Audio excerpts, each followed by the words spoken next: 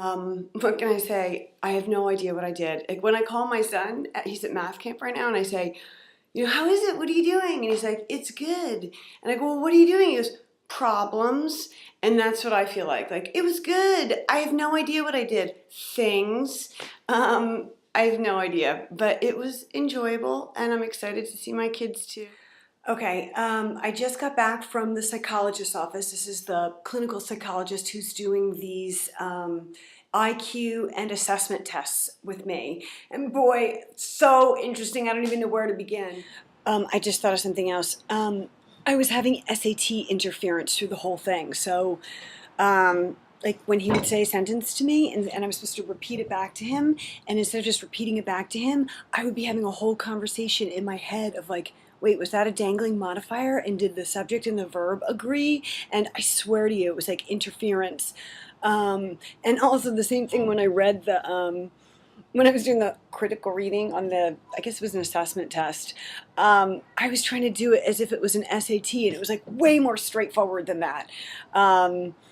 So it took me like a few things to get into the rhythm of, wait, this is not SAT reading. This is like, it kind of looks like SAT reading, but it's not as hard. I probably got tons wrong because I seem to be very off about what I'm good at and what I'm not good at, which is surprising because I thought I was a good self-assessor.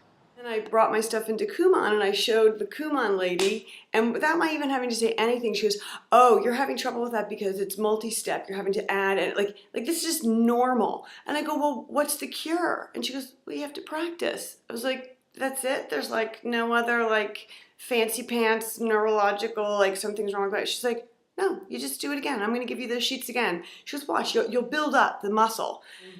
So I was at my friend's house last night, and she has her Japanese sister-in-law visiting, and there's a little munchkin. I mean, maybe he's like 1.5, maybe 2. He's 2, I think. And she's Japanese, and she said, oh, you Kumon, you like Kumon. I was like, yes, yes, yes, I love Kumon. And I said, is he old enough to go to Kumon? Kind of kidding. I didn't really think, this big too. And she's like, oh yes, they can go at 1. They go at 1 years old to Kumon.